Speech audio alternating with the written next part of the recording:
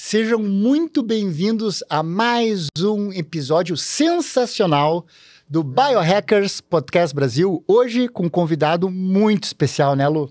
Ele que é expert em beleza, a gente fala de beleza, já dá, né? Longevidade e biohacking. Dr. Daniel Diabas, muito obrigada pela tua presença. Muito obrigado, eu que agradeço. Prazer estar aqui com vocês. A gente está muito feliz. E vou começar assim com uma apresentação, porque olha, médico, dermatologista, biohacking, e eu sei que tu pratica também, né? Não é só um biohacking que prescreve as hackeadas aí para os pacientes, né? Mas um verdadeiro biohacking, né, Dani? Com atuação focada em envelhecimento saudável, bioestética e estratégias integradas de saúde, né? Então, o Daniel, ele é um dos grandes nomes quando o assunto é proteção avançada contra os efeitos do tempo. Muito obrigada pela tua presença. Muito obrigado pelo convite, um prazer estar aqui. Olá a todos. Eu comecei a aplicar o biohacking, né, para os pacientes justamente porque eu comecei a aplicar para mim, né? Eu acho que começou esse despertar de interesse para esse assunto. Começou muito por eu estudar, ler sobre o tema, achar que é um campo assim que a gente precisa ainda tem muito a descobrir, muito a pesquisar e entender.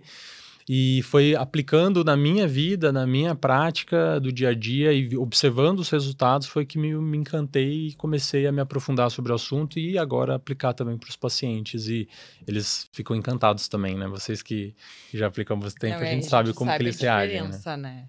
Nos conta um pouquinho assim, Dani. Não, mas antes de tu nos contar, a gente precisa agradecer os nossos patrocinadores. Sempre agradece. É muito importante agradecer na vida. Gratidão. A gente... Graças à Biome Hub, que é líder e pioneira em medicina de precisão, nos entregando testes como a metagenômica de Shotgun para conhecer a nossa microbiota intestinal. E graças à Cinza Pharma, que é uma farmácia de ponta lá de Porto Alegre, mas que entrega para todo o Brasil e até exterior, é que a gente está aqui, né, Lu? Graças a eles. Exatamente. Muito obrigado aos nossos patrocinadores. Mas, Daniel, nos conta um pouco, assim, o que tu notou de diferença no resultado dos teus pacientes quando começou a integrar as práticas de biohacking dentro da dermatologia? Eu percebi principalmente que os resultados que a gente trazia eram resultados muito mais sólidos e muito mais duradouros. Era uma dor muito grande que eu tinha quando eu atendia os pacientes e, assim, eles chegavam com as queixas clássicas que trazem pacientes numa clínica dermatológica, né? Sejam faciais, corporais e capilares, mas quando a gente se aprofundava na anamnese, na consulta, a gente descobria que existiam ali pontos, que eu falo como se fossem, né, furos ali na piscina, que a gente percebe que a piscina pode encher, a gente pode encher quanto quiser, que aquilo lá vai esvaziar rapidamente. Dormiam super mal, era medicamento para acordar, medicamento para dormir, uma dieta totalmente desequilibrada, falta de atividade física. Então, na conversa, a gente percebia que, assim, por mais que a gente, né, se dedique muito, aplique as melhores tecnologias, que o paciente se dedique ali realizando o protocolo adequadamente conforme a gente recomenda, eu percebia que faltava, né, esse equilíbrio das outras partes, aquilo que a gente realmente não consegue fazer com uma tecnologia dentro do consultório, mas que ele precisava melhorar o estilo de vida, começar a dormir melhor, se preocupar com o que ele estava se alimentando, suplementar, fazer as reposições daquilo que já estava em depressão pelo processo de envelhecimento. Então, são pontos que, na prática, a gente observa que os resultados são muito mais evidentes, que ele acaba ficando... E que vira um ciclo virtuoso mesmo, né? Porque quando a gente começa a olhar para esses outros pontos e começa a se cuidar, num ponto você começa a se cuidar em todos os outros, e aí realmente isso acaba... A gente traz até uma sensação muito, né, de satisfação, isso ela ajuda muito na questão da autoestima.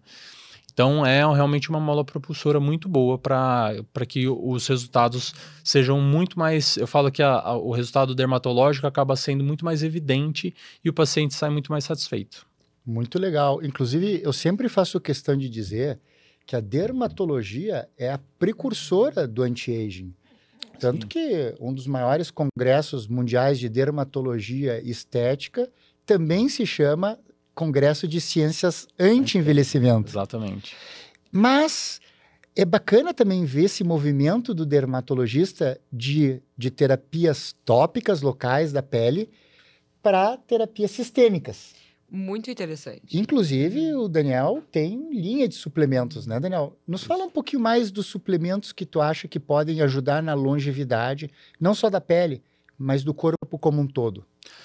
A gente já começa na dermatologia, já há bastante tempo a gente tinha já uma linha de tratamento com suplementação muito voltado mais para pele e para cabelo e unhas, né? Então, a gente já na dermatologia, a gente já tinha costume de prescrever os peptídeos de colágeno, a gente já tinha costume de prescrever suplementações vitamínicas para cabelo e unhas, mas a gente percebe que isso não é muitas vezes suficiente, né? Então, por exemplo, quando a gente estuda o quanto que uma boa qualidade de sono vai ajudar no processo de regeneração celular, que vai ajudar no próprio processo de estímulo da produção do colágeno, que a gente sabe que o momento ali do processo noturno, né, do ciclo circadiano é fundamental para que a gente tenha uma atuação melhor da síntese do colágeno.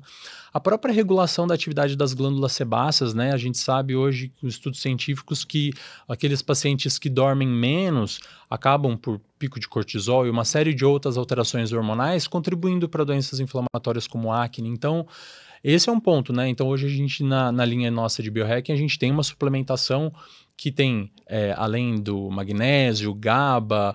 Vamos mostrar aqui a suplementação. PQQ, enfim, uma fórmula super completa para melhorar a qualidade do sono. Com agentes também que promovem a destruição das células senescentes, a modulação dessas células. Isso. E também com antioxidantes, anti-inflamatórios. Aqui a gente esse é a gente pode mostrar. O sleep é essa fórmula dedicada para o sono restaurador, né? É isso que eu preciso aqui. A gente tava falando então ele tem GABA, ele vai ter inclusive uma melatonina numa dose fisiológica. Uhum.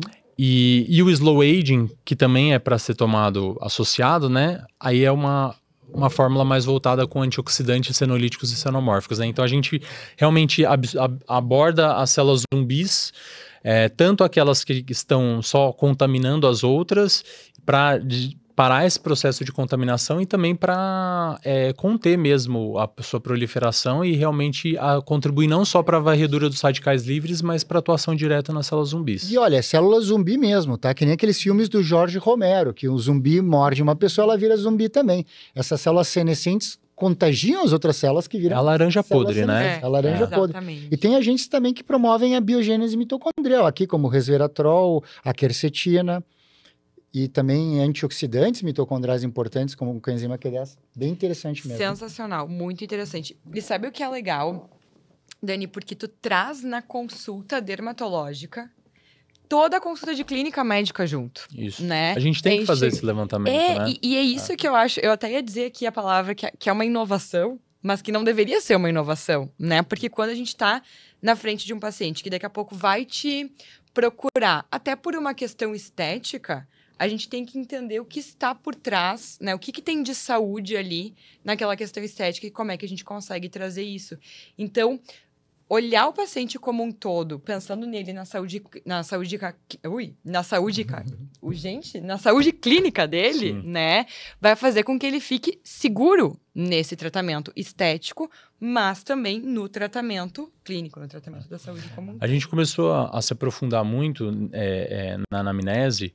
E aí, quando a gente começou a desenvolver o programa do biohacking dentro da dermatologia, a gente começou a agregar ainda mais questionários e uma forma de avaliação para ter cada vez mais dados precisos para que a gente possa, então, realmente aplicar, né? Então, assim, a gente acabou desenvolvendo um grupo grande de suplementos e é claro que a gente vai colocando eles conforme a necessidade de cada paciente, né? Não é tudo igual para todo mundo, Claro. Apesar das fórmulas serem bem completas, mas o que a gente tenta hoje levantar dentro de uma consulta é entender mesmo como que estão esses processos. Então, assim, esse paciente está dormindo bem, ele pratica atividade física, quais atividades físicas? Ele faz exercício aeróbico, quantos minutos que ele faz por semana de aeróbico, quanto de treino de hipertrofia.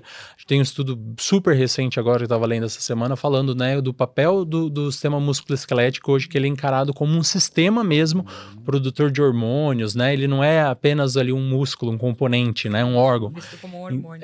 Com estudos, inclusive, mostrando a musculação prolongando os telômeros.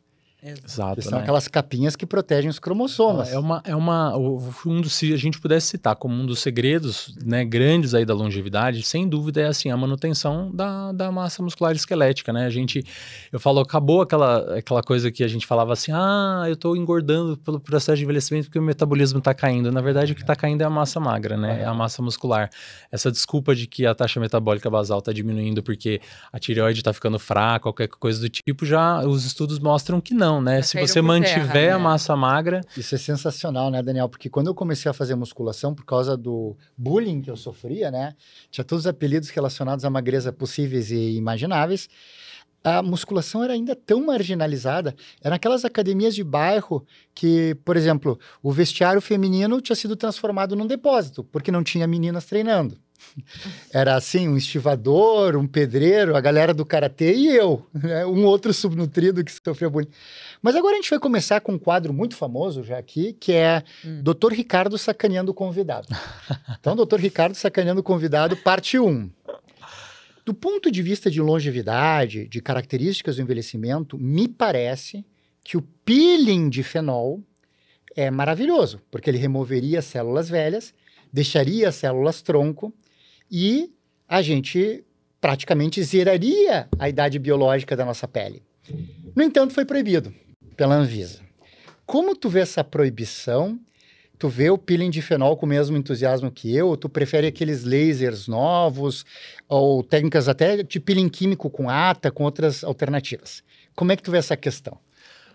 O peeling de fenol, eu acredito que ele tem sim um papel importante na dermatologia para casos muito específicos, né? Então, assim, a gente tem hoje desde técnicas modificadas, né, onde mais sutis, que podem ser uma excelente abordagem para tratamento, por exemplo, do excesso de pele nas pálpebras ou para o excesso de rugas, que a gente chama popularmente de código de barra em torno dos lábios.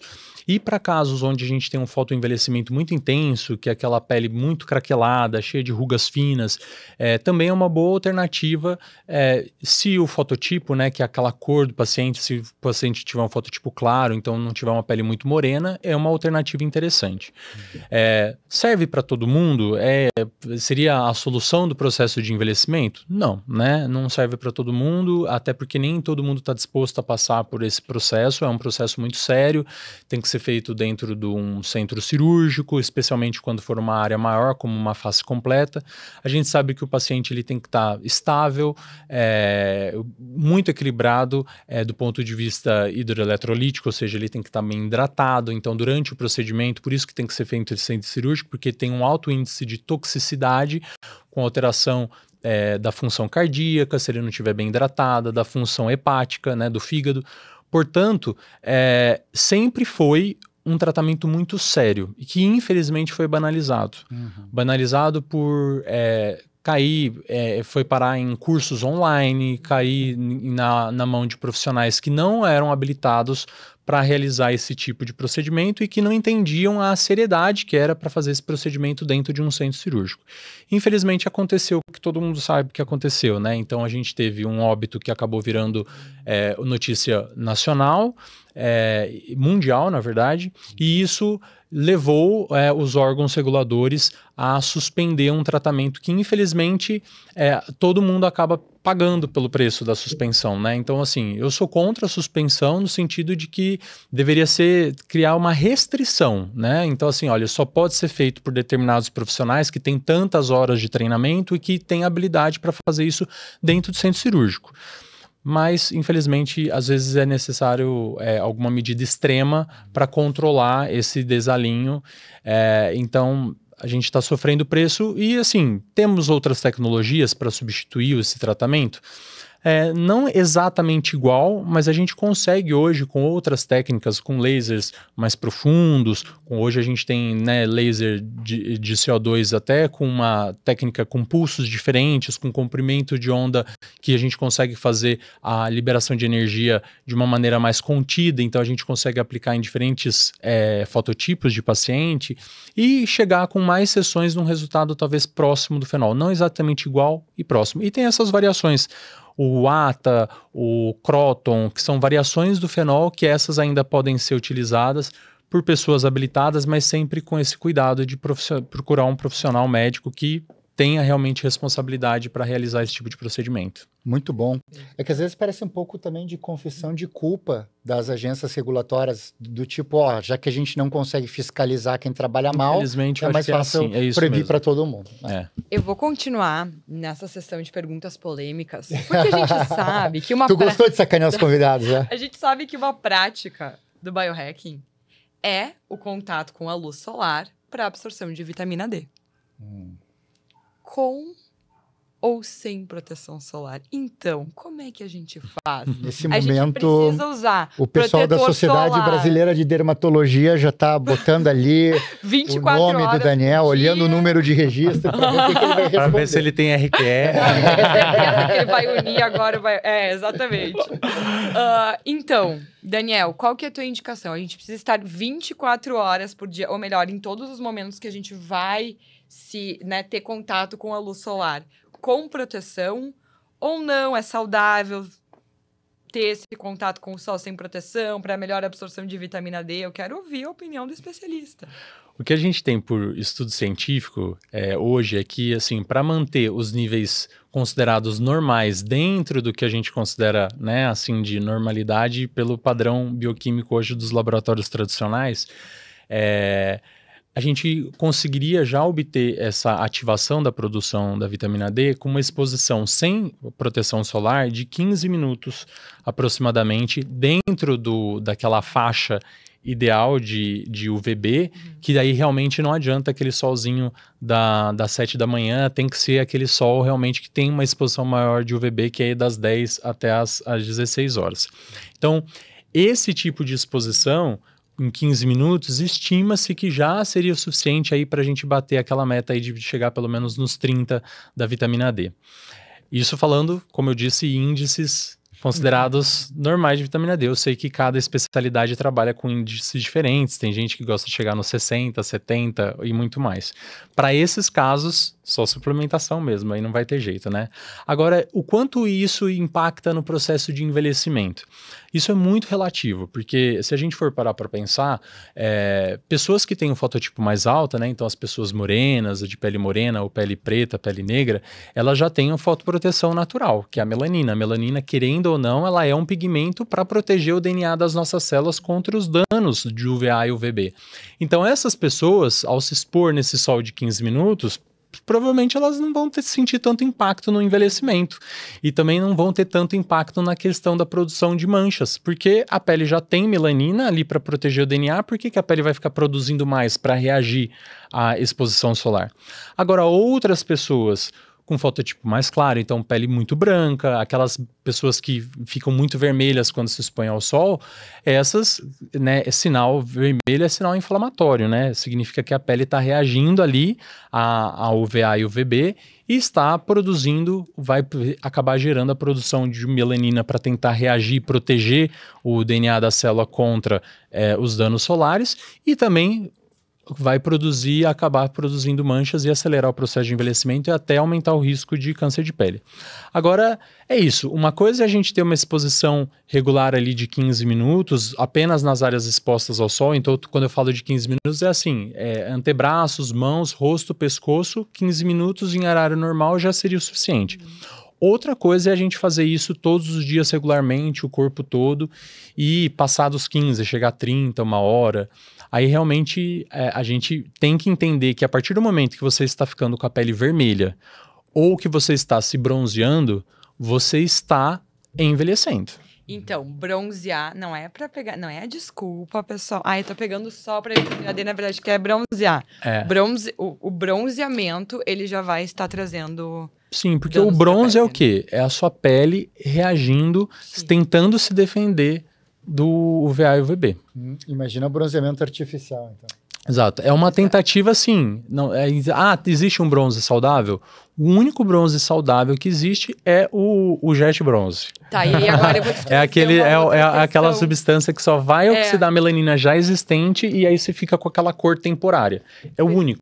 Mas esses produtos do Jet Bronze ou do Alto Bronzeador não são cheios de disruptor endócrino. Ah, sim. Daí a gente Porque vai aí cair a gente pro... entra numa outra... Mas daí a gente vai cair no outro ponto. Seria o que eu quis, então, já me corrigindo, do ponto de vista saudável no sentido de proteção contra o câncer de pele, né? Mas se a gente for pensar aí nas substâncias químicas presentes e no quanto que elas podem impactar e quanto que elas podem impactar no processo de envelhecimento em outros sistemas e órgãos, aí sim realmente a gente tem outra questão. E assim, eu não sei tu, Ricardo, tá? Mas quando eu penso em disruptor endócrino, a gente sabe que tem o disruptor endócrino no copinho de plástico, né? E tudo mais. No micro-ondas. Mas na minha cabeça, na hora, o que vem são os cosméticos. Porque eu acho, né? Parece assim, tu colocou na pele, imagina minha pele absorvendo aqueles disruptores endócrinos. Qual que é a tua recomendação, né, como médico? O que a gente tem que observar num produto, né? Os próprios produtos, às vezes, que a gente vê os dermatologistas prescrevendo, enfim, né, os skincares. O que eu preciso olhar, né, como um leigo daqui a pouco? Ah, esse aqui tem muita toxina, ou esse é um produto mais limpo. Como é que tu... Ainda a gente está engatinhando muito nessa seleção, né? Assim, eu vejo que existe ainda uma demonização de determinadas substâncias, como inclusive ainda alguns silicones e tudo mais, que eles acabam condenando, colocando todos ali no mesmo bloco, e sem ainda comprovação científica para falar assim, olha, realmente esse tipo de silicone pode causar alguma consequência. Às vezes eles se baseiam em estudos que são estudos in vitro, não são estudos em vivo, ou muito menos em estudo em humano, em estudo em animal, e isso acaba colocando todas as substâncias no mesmo balaio, né? A gente tem esse histórico dos petrolatos e outras substâncias que foram por muito tempo utilizadas na dermatologia, e até, em maior e menor grau, até alguns ativos de protetores solares, que também hoje a gente já sabe que alguns foram retirados de mercado, porque realmente poderiam causar alguma consequência, mas acabaram que existe uma outra linha de pesquisadores que quer condenar qualquer tipo de proteção solar. Então, acho que a gente tem que ter o bom senso e procurar realmente o que existe de ciência por trás dessas substâncias. O que eu conheço, né, e aí eu não falando como dermatologista, mas entendendo que os farmacêuticos vão saber muito mais sobre esse assunto, é que a gente tem um regulatório muito exigente hoje para liberar qualquer ativo de fórmula nova, seja para cosmético do tipo 1 ou para cosmético, né, dermocosmético, que a gente chama como classe 2 na Anvisa, para garantir que realmente o comportamento seguro de cada princípio ativo. Então, eu vejo com bastante cuidado pra gente. Hoje eu vejo até propagandas muito no Instagram de assim, baixa esse aplicativo que ele vai tirar uma foto do rótulo e falar se aquele cosmético é seguro ou não. Será? Baseado em quê? Eles estão utilizando quais científicos como referência? Mas eles estão condenando qual substância? Tá, mas qual estudo científico fala que essa substância vai ter esse papel sistêmico e em qual concentração teria? Perfeito. Isso é complicado porque existe uma tendência em se condenar geralmente o composto ou produto que está perdendo a patente. Sim, isso tem esses outros interesses por trás, né? Infelizmente. Agora, ainda na linha, porque eu ainda estou achando o Daniel muito calmo, ainda na linha sacaneando o convidado de hoje, eu me lembro de um livro de bioquímica que dizia o seguinte: tinha um monte de ativista com cartazes, porque se tinha demonstrado que, graças às pesquisas científicas, a expectativa de vida humana tinha aumentado em 10 anos. E a propaganda é um monte de ativistas com cartazes, fazendo uma passeata contra pesquisas em animais, dizendo: assassinos, parem já a pesquisa com animais, seus assassinos de animais. Aí, embaixo está escrito: graças à nossa pesquisa com animais, eles agora estão aptos para reclamar mais 10 anos. Ontem, eu estava assistindo o noticiário e saiu uma determinação do presidente do Brasil que não ia ser mais legal no Brasil conduzir pesquisas com animais vivos para avaliar dermatocosméticos e outras substâncias para estética. Isso vai prejudicar o surgimento de novos compostos Ou realmente hoje a gente pode ter essa medida mais correta com os animais, porque existem outras formas de desenvolver tecnologia e testar tecnologia? Qual vai ser o impacto para o futuro da cosmiatria desse tipo de medida em nosso meio? Eu disse que era sacanagem a pergunta. Não, mas eu acho que é super coerente essa pergunta. A gente observa, né, os laboratórios, os grandes laboratórios mundiais, desenvolvendo muito formas de pele artificial. Inclusive no Brasil, o Brasil ele é tem um grande laboratório, que a gente não precisa necessariamente citar o nome, mas que investiu muito na pesquisa e no desenvolvimento de uma pele 3D, que teoricamente, né, e aí eu tô falando realmente porque eu não sou ali o pesquisador que desenvolveu, mas os estudos, né, que eles apresentaram realmente mostraram que essa pele 3D, ela pode sim substituir os testes que até então eram feitos em animais, porque eles conseguiriam ali simular exatamente como uma pele animal reagiria e colher todos os dados necessários para avaliar a eficácia, a segurança do princípio ativo ou do cosmético final. Então, acho que a gente está evoluindo muito para isso. Eu não sei até que ponto que a gente vai conseguir substituir, né? Eu acredito que a gente ainda vai ter que manter determinados tipos de testes para garantir a segurança e a eficácia desses ativos, desses medicamentos. Então, até que ponto que a gente já está preparado para uma proibição total? Não sei, né? Eu sei que existe sim laboratórios sérios que estão tentando desenvolver esses modelos 3D para que a gente possa reduzir ao máximo. E lembrando que, né, a gente já passou por muitas fases, né? Eu sou de uma época na escola de medicina que a gente aprendia as técnicas cirúrgicas, né? A disciplina de técnica cirúrgica com animais. Para mim também, né? Hoje não mais. Então, quer dizer, por que se trocou? Na época a gente nem tinha vocês tinham essa consciência? Eu não tinha, assim, a gente obviamente entendia que, né, eram animais, enfim, que já estavam doentes, não tinha. Então, assim, mas na época nem tinha essa opção, a gente nem tinha essa ideia de que, poxa, mas eu não vou aceitar, eu quero uma outra forma de aprender. Mas como que eu vou aprender técnica cirúrgica de outra forma? Na escola pública, né, eu fiz faculdade federal, nem tinha essa outra opção. Não. Então, será que a gente está pronto para, por exemplo, numa escola pública, federal ou estadual, terem outros modelos para que possa aprender técnica cirúrgica sem utilizar animais? Mas isso é muito interessante porque mostra como a tecnologia dá saltos em velocidades diferentes. Na época do meu pai, também era animais. Tanto que meu pai matou o cachorro dele e teve que sair de madrugada procurando pela rua de Porto Alegre um cachorro parecido para poder apresentar como se ele tivesse operado e passar na cadeira de cirurgia. E eu também aprendi em cachorros. E agora, de repente, tem todo esse ensino médico também utilizando manequins e utilizando... Sim. E também as células-tronco vão permitir não só a medicina regenerativa, mas a construção de tecidos e de organoides que possibilitem esses testes de forma mais ética. Ainda em relação a polêmicas... Eu aqui também tô pensando, mas as minhas perguntas são um pouquinho mais suaves em relação a polêmica. Eu vou. Hoje eu tô particularmente malvado. Eu sou escorpiano, né, Daniel? Então isso... Queria falar que não tinha nada disso nesse roteiro, tá? Não, a gente não comunica. É uma pegadinha, mas tô adorando. Tá sendo ótimo. Não, e tu tá te saindo assim, ó. Mas é que não dá pra... Porque eu sou de formação infectologista. Na época em que a gente usava os primeiros coquetéis, dava muita lipoatrofia, que era um efeito colateral, destruía, principalmente a estavudina, didanosina. Estudei em Israel, lá se usava ainda hidroxiureia junto, dava muita lipoatrofia na face. Sim. E aí começou a se usar muito o PMMA.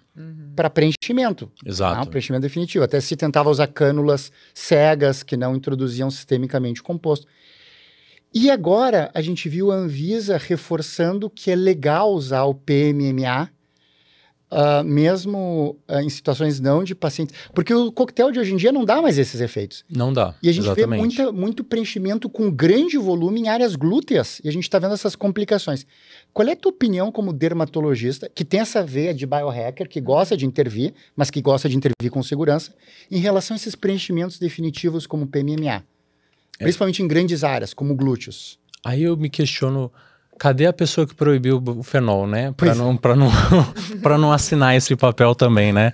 Porque aí eu acho que justificaria também uma medida extrema, porque a gente não tem um caso, a gente tem inúmeros casos de óbitos por PMMA, e não só óbitos, mas realmente de pessoas mutiladas, literalmente, né? Pessoas mutiladas e também pessoas com doenças crônicas desenvolvidas com comprovação científica, tá? Com comprometimento renal extenso. Não sei explicar por quê, o que tem por trás. Eu sou completamente a favor da proibição do PMMA. Não vejo justificativa alguma para continuar usando esse tipo de produto, uma vez que a gente já tem produtos muito mais seguros para substituir, mesmo se a gente ainda tivesse casos de atrofia, né, de lipodistrofia, essa perda da gordura facial pelo uso desses medicamentos, que é o que a gente já não tem mais, como você falou. Mas hoje a gente tem ácido hialurônico, que a gente já tem estudos científicos mais de 20 anos avaliando o comportamento, como que ele se comporta, a forma inócula que ele se comporta mais na pele. Então não tem por que utilizar isso, seja na face, muito menos em região corporal. Fica um ótimo corte também para a gente oferecer para os grupos, como Vítimas da Bioplastia, que tem um grupo no Instagram, né? Fica, então, o alerta, né? Importante, né? Não existe forma segura. Quando a gente fala muito sobre o PMMA, às vezes, sempre que eu me pronuncio, alguns seguidores mandam e falam assim, Daniel, mas pelo amor de Deus, eu fiz há 10 anos, nunca me aconteceu nada. Eu falei, que bom, você é uma exceção, graças a Deus. Vamos continuar torcendo para que nada aconteça. Porém, a partir do momento que para muitos aconteceu, já deveria ser suficiente para ser proibido. Porque assim, quando acontece de uma maneira muito grave, que assim, para tirar é dificílimo e não tira tudo, porque é um plástico que fica ali no meio, seja na face ou seja no glúteo, ou qualquer outra área corporal. Eu já atendi vários pacientes que fizeram aplicação intramuscular e que têm dores crônicas gravíssimas. Imagina você ficar com uma dor crônica no glúteo e que irradia para a perna inteira e você não tem que tomar corticoide e antibiótico pro resto da vida. Cálcio alto, insuficiência renal. Insuficiência renal, desenvolvimento de doenças autoimunes. Então, assim, é inconcebível. A gente sabe o quão que é importante não ter um equilíbrio hormonal, ter uma qualidade de sono boa, não ter dor, né? E aí você ter uma dor, ser estabelecido por uma dor crônica porque você submeteu a um procedimento para um material... Perfeito. É uma questão, é bem assim, que até a gente escreveu aqui, né? Quando o desejo estético acaba ultrapassando os limites saudáveis. Tá vendo? Tava no roteiro. Existe. Não, e você vê a indústria do metacrilato, do PMMA, dizendo que não, mas as esferas são padronizadas em tamanho, o nosso é menos reatogênico, não vai gerar reação. Tem alguma forma dermatológica de tentar remover? A gente sabe que é bem difícil, mas tem alguma forma, utilizando algum produto, algo que mude a consistência? Infelizmente, não. Nenhuma forma foi considerada efetiva, a não ser a remoção cirúrgica. Então, assim, muito pelo contrário, os lasers que já tentaram, né, utilizar para remoção, eles podem até ativar o processo inflamatório em torno do PMMA e fazer com que aquela área que estava quietinha ali, sem nenhuma inflamação, ative a inflamação. Então, hoje, a única opção possível, e que mesmo assim não é qualquer cirurgião plástico que topa fazer, é a remoção cirúrgica. Eu atendi nessa semana mesmo uma paciente que, assim, uma cicatriz no glúteo de fora a fora, então pegando toda a prega infraglútea de dentro para fora até a metade da coxa, porque ela fez uma remoção de PMMA. Então, quer dizer, realmente uma mutilação, uma cicatriz gigante, não remove completamente, porque a gente sabe que o plástico, ele impregna ali no meio das fibras musculares, e aí o cirurgião plástico ele tem que ficar pinçando pedacinho por pedacinho e faz um formato de estrela, né? Muito difícil mesmo. E eu acho que é muito papel Hoje a gente tem uma consciência melhor, mas infelizmente antigamente, né, atendo muitos pacientes que falam, eu fiz há 10 anos atrás e eu nem sabia o que estava sendo colocado em mim. Não, o paciente nem então realmente hoje o paciente, a gente precisa trazer essa informação da melhor maneira possível, porque o paciente ele tem o direito de perguntar para o seu médico o que está sendo aplicado. Qual é o produto? Qual é a marca do produto? É um produto de procedência, de referência? Ele precisa ter essa informação. E o médico precisa ter a consciência, né, de primeiro que utilizar um produto que tenha respaldo científico, se preocupar não a curto prazo, mas a longo prazo, porque eu falo foto de antes e depois de bumbum é a coisa mais fácil de fazer, né? Primeiro porque foto não comunica nada, né? Eu falo assim, e esse bumbum no dia a dia, né? Na hora que você se anda, na hora que você se locomove, na hora que você faz uma contração, porque quando você coloca PMMA no glúteo, aquilo vira uma pedra, né? A hora que você faz a contração muscular, não é bonito, né? Porque o músculo não vai contrair da melhor maneira. Tem um plástico no meio, tem uma pedra no meio do músculo. Então, a gente não pode se basear e querer buscar resultados imediatos se baseando em fotos de antes e depois nas redes sociais. A gente é uma construção, né? Então a gente sabe que hoje a gente tem técnicas muito mais seguras, como o uso do ácido hialurônico, o bioestimulador de colágeno, mas é sempre importante lembrar que eles vão ser adjuvantes. Não vou abrir mão do treino de glúteo, não vou abrir mão do treino de perna. São as hackeadas, né? A gente precisa... E falando assim nessas hackeadas, vamos falar um pouquinho de biohacking aplicado à dermatologia. Porque eu acompanho o Daniel, eu vejo as hackeadas que tu faz no teu dia a dia. Inclusive, o pessoal, assim, ele é uma inspiração de treino, de sono, de alimentação. Então, a gente sabe que isso é tudo muito importante, é a base. Mas agora a gente vai trazer a parte mais tecnológica do biohacking para dermato. Então, eu queria te ouvir, Daniel, sobre peptídeos, tá? E sobre luz vermelha. Podemos começar pelos peptídeos e depois vamos para a luz vermelha. Então, peptídeos, a gente até estava começando a conversar aqui em off antes de começar, que eu falo assim, que eu acho que a gente tem muito ainda a aprender a estudar. A gente já tem acesso a alguns, né, peptídeos, seja tópicos, orais, alguns que estão para vir aí sistêmicos, são grandes sinalizadores, né? Eu falo que o peptídeo ele vem realmente como um grande sinalizador para desempenhar e para desencadear uma série de cascatas e reações que são muito importantes. A gente começou na dermatologia com peptídeos básicos, com peptídeos de colágeno, que a gente ainda, eu sei que tem pessoas que ficam questionando, eu acho que se eu fosse eleger a pergunta mais frequente que eu recebo é se peptídeo de colágeno funciona ou não. E a gente tem estudo científico comprovando, inclusive com carbono marcador, mostrando que o peptídeo ele vai sim ser endereçado para a pele, né? O peptídeo, o aminoácido não necessariamente, mas o peptídeo, dipeptídeo ou tripeptídeo, ele tem esse endereçamento para os fibroblastos ali da pele, e ele vai ativar, aumentar a atividade do fibroblasto, contribuindo para a produção do colágeno. Claro, é a solução do processo de envelhecimento? Eu vou tomar o peptídeo de colágeno e isso vai evitar a perda da produção do colágeno total? Óbvio que não, né? É um complemento, é um suplemento, como o próprio nome diz, né? A gente tem muitas outras coisas, né, que a gente ainda tem um pouco de restrição do uso no Brasil, né? Então, o próprio NAD+, que a gente vê que cada vez mais a gente tem hoje nos Estados Unidos, IV, subcutâneo, né? As canetinhas. Estamos engatinhando ansiosamente. A gente tem os precursores, né? A nossa suplementação com o Slow Age tem a nicotinamida, mas a gente sabe que o NAD+, em si mesmo, a gente tem essas limitações. Mas eu vejo com muito bons olhos, a gente tem utilizado peptídeos hoje, inclusive para aplicação tópica, né? A gente sabe o quanto que eles ajudam no processo de sinalização, não só para estímulo da produção do colágeno, mas hoje como sinalizadores da modulação inflamatória, então para reduzir a inflamação na pele, que a gente sabe que o processo de envelhecimento nada mais é do que uma grande inflamação, né?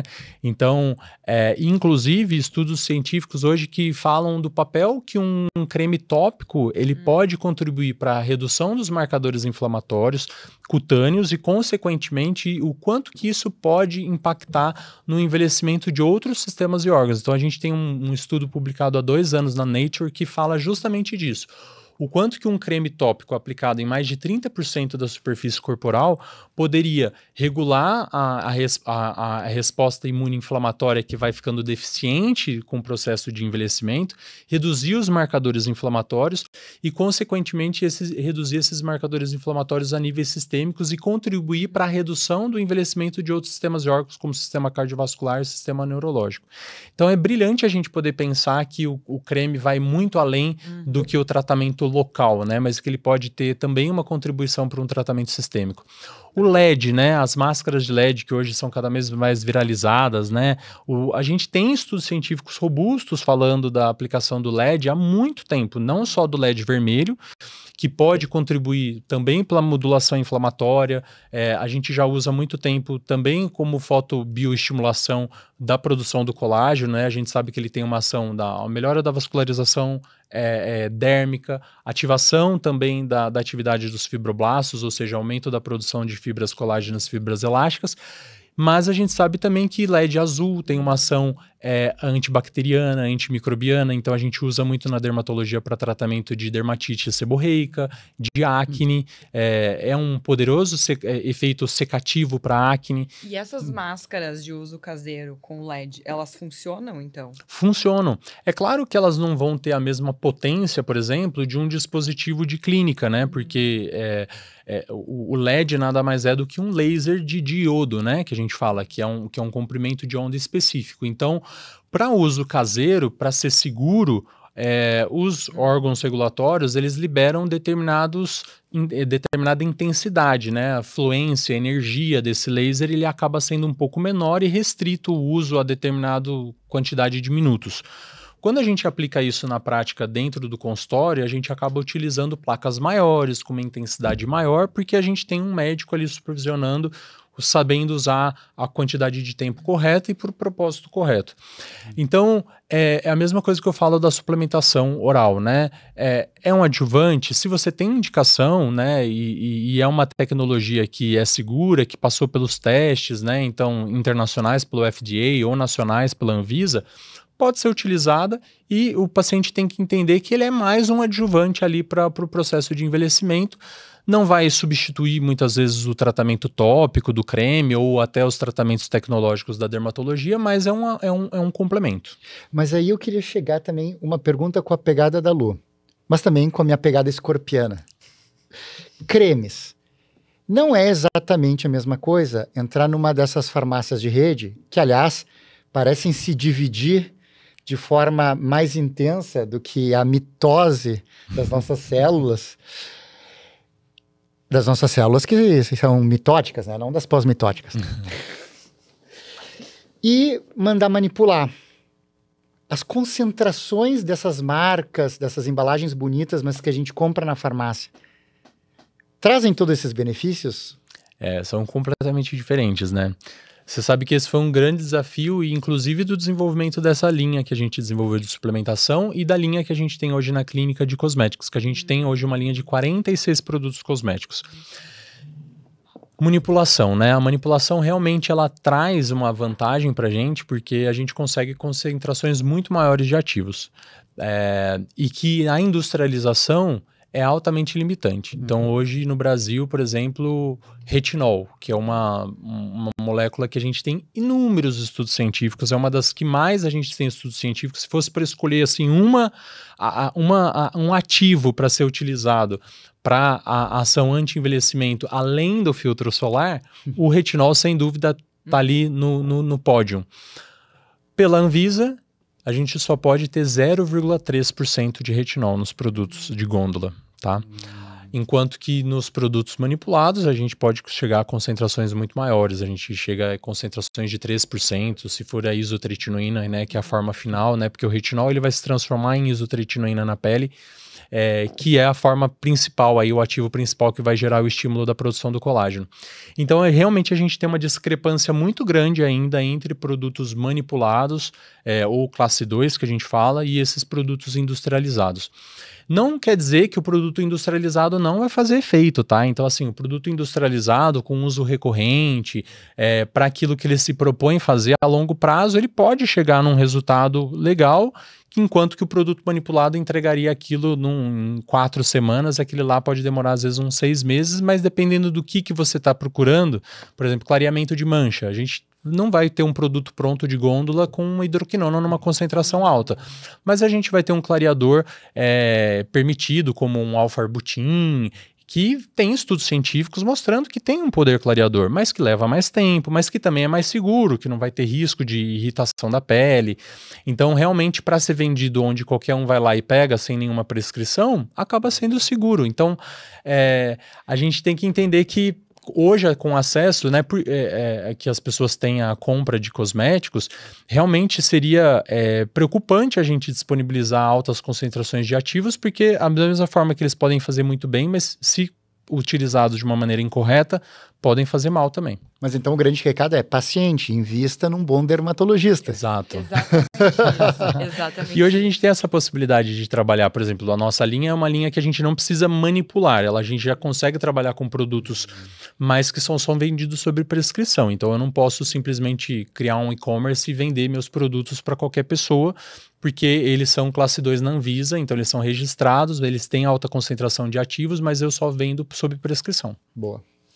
Como é bom ouvir, né, falar sobre pele, beleza, com saúde. Nós ficaríamos horas aqui conversando contigo, Daniel, assim, uma riqueza de conhecimento. Mas, infelizmente, o nosso horário está chegando ao fim, porque a gente sabe que tu tens uma agenda super apertada, que os pacientes já estão te esperando. E agradecemos de novo a disposição dele. Exatamente. Por falar em agradecimento? Mas antes eu quero saber um segredo da vida dele. Ah, A gente tá. não vai terminar sem antes saber quais são as tuas hackeadas que tu não abre mão no dia a dia para ter, assim, uma pele linda, uma saúde linda e que tu indica para os teus pacientes. E se tem também algum segredinho de beleza. Opa. Vamos lá, as hackeadas.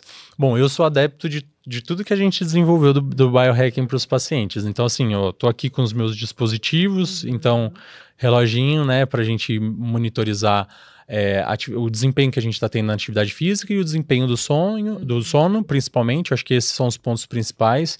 Eu recomendo para todos os pacientes que vão na clínica utilizar um desses dispositivos para a gente poder realmente monitorizar sono,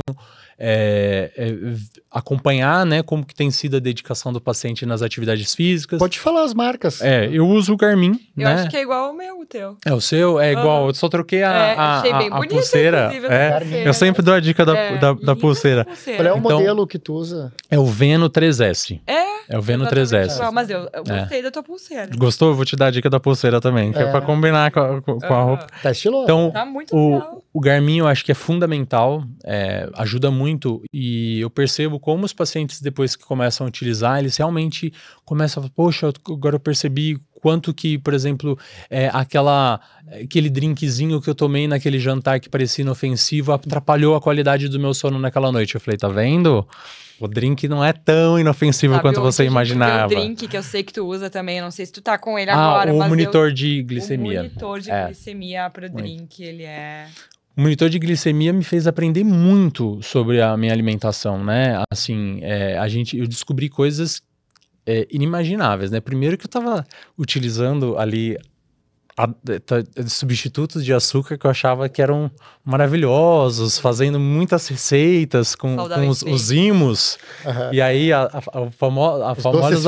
famosa polidextrose, e aí descobrindo que eles fazem picos os imos enormes, né? Então, caía na lorota da fibra não absorvível, mas que acaba gerando pico de glicemia, né? Então, coisas, por exemplo, vou fazer uma dieta mais restritiva para dar uma secada. Aí comia menos carboidrato à noite e minha qualidade de sono era péssima, porque eu tinha quedas, né, de hipoglicemia que acabavam gerando pico de cortisol e despertava às 3 da manhã. Quem que não desperta às 3 da manhã, 4 da manhã, e não sem entender por quê? No meu caso, eu tinha esse despertar noturno por conta desse pico de cortisol. Essa hackeada. Então, a hackeada da glicemia me fez aprender muito, então começar a distribuir, falar, poxa, então eu quero distribuir, vou colocar um carboidrato de melhor qualidade antes de dormir, para ter ali uma curva glicêmica boa e acordar bem disposto para fazer minha atividade física logo pela manhã. Eu acabo treinando em jejum. Comecei também a cuidar muito da suplementação pré-treino, então a gente desenvolveu a fórmula do Fat Hack para aumentar a oxidação da gordura durante o treino em jejum. No meu caso, como eu já sabia que eu era muito sensível a qualquer tipo de cafeína, afetava a minha qualidade de sono, mesmo só tomando de manhã, a gente acabou usando teacrina, ioimbina, capsiate, outras formas aí de otimizar a oxidação sem aquele pico da cafeína. O neurohack eu acho que é super importante também, né? Cada vez mais a gente tem visto quanto que acho que a gente está vivendo mais e aí a gente cuida muito dos outros sistemas e órgãos, mas e a parte neurodegenerativa, né? A gente não pode deixar de lado. Então, o ashwagandha, a juba de leão, outros suplementos. Eu gostei desse pré-treino, hein? Do Fat Hack. Já fica com você o Fat Hack, para você tomar antes do seu treino.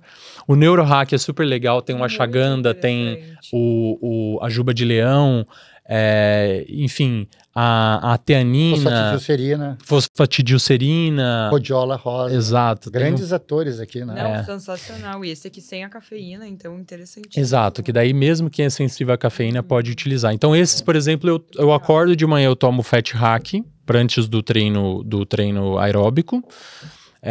E o Neurohack também antes do treino aeróbico, eu tomo os dois juntos. A gente até tomou cuidado de poder, né? Os dois têm rhodiola rosa, porque daí se você quiser tomar junto, chega na dose que ainda é considerada segura. Também muito interessante. Olha, parabéns, viu? Que é uma das poucas ativos que tem neuroplasticidade, né? Comprovação de neuroplasticidade, né? Aí, para melhorar a performance também e evitar o pico glicêmico, eu tomo os cuidados também com o glicohack, né? Então a gente desenvolveu uma fórmula para tomar 15 minutos antes do almoço e do jantar. Olha aqui. Vejam aí se vocês aprovam essa fórmula. Ver. Berberina. Tem que falar, né, Ricardo? A canela, que a gente sabe. Também super importante. Né, o milinositol, picolinato de cromo. O milinositol é sensacional para restrição. Olha, super aprovado. E aí, os cuidados, né, de pré e pós-treino, então eu sou super adepto também de taurina, de leucina, para melhorar a performance, L-carnitina, o pós-treino, hoje eu uso Peptistrong, Clonapur, então... O que você acha da carnosina modificada, da carcitina, em relação à glicação? Pois é, você sabe que esse foi um ponto que foi me questionado, né? Porque assim, a gente sabe que gera aumento dos AIDs, então é algo que se a gente fizer uso regular, a gente sabe que a gente vai estar contribuindo realmente para o processo de glicação e de quebra das fibras colágenas. É um ponto que a gente tem que muito dosar. Quando eu comecei a fazer a prática da corrida, e a gente tem que acompanhar muito a questão mesmo de como que cada organismo se adapta. Então, por exemplo, pro meu organismo, eu consigo, em treinos mais curtos, manter a zona 2 e ter uma boa performance para treinos mais curtos, sem precisar, por exemplo, de uma suplementação. Desde uma derribose, desde não precisar, por exemplo, entrar com uma frutose ou com algum suplemento como uma maltodextrina, que eu sei que vai gerar um pico e que também vai contribuir para esse processo. Então, agora em treinos mais longos, a gente precisa de alternativas, né? E aí a gente precisa fazer escolhas. No meu caso, por exemplo, para treinos longos, quando eu vou fazer 12 quilômetros, 16 quilômetros, depois ali dos 40 minutos, eu acabo tendo uma perda de rendimento. E eu tentei usar palatinose, mas palatinose, por ser altamente... Eu sou super insulino sensível, então eu acabo gerando uma alta produção de insulina e aí eu tenho aquele ânimo, mas depois cai drasticamente. Então eu tomava palatinose antes do treino, dali 20, 30 minutos eu passava mal, assim, dava uma hipoglicemia danada. Então hoje, por exemplo, eu prefiro usar um TCM para tentar liberar isso e, em alguns casos, usar uma pequena dose de derribose, mas entendendo que é um treino por semana, que não é algo que eu vou usar em todo o treino, entendeu? Então eu acho que tem que ser avaliado individualmente e entender como que eu sei que pacientes, por exemplo, outros pacientes performam bem com a palatinose, acabam não gerando pico, também não gerando a queda reflexa. Então, acho que tem que ser avaliado individualmente mesmo. E tudo é dose dependente, né? A gente sabe que a gente não vai conseguir neutralizar todas as formas de envelhecimento, mas que a gente pode reduzi-las para que aquele processo aconteça de uma maneira mais controlada. Gente, sensacional. São os matches metabólicos, né? Também, tu tá correndo numa zona 2, vai fazer um longo em zona 2. Realmente, tu não precisa trazer um carboidrato para te dar energia. Tu pode usar um TCM, que é uma gordura ali que vai te dar uma energia muito rápida e vai fazer essa combinação metabólica. E aí acho que é isso que vale a gente fazer o monitoramento e entender, né? O seu próprio metabolismo, porque cada metabolismo, ele é único.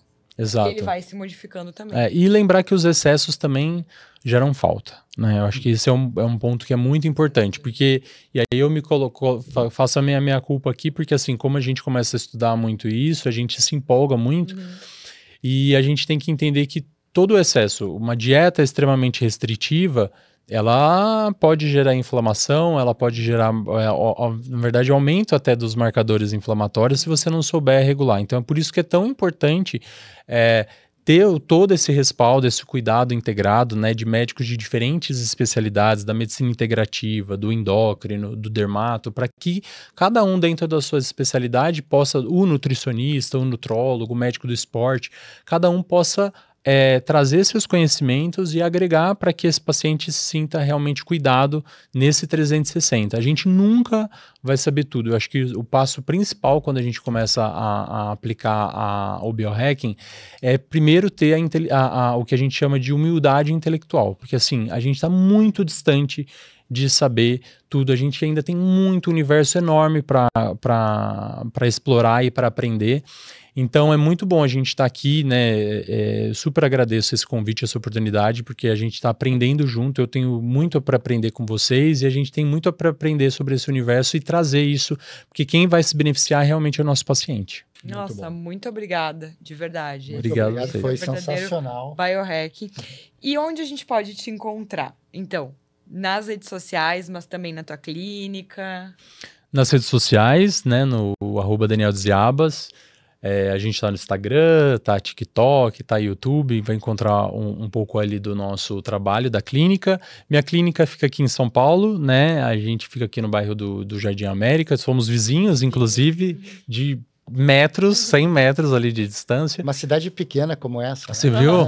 É o nosso polo, a gente tá criando um polo. Nada é por acaso, tá? Eu acredito muito nisso.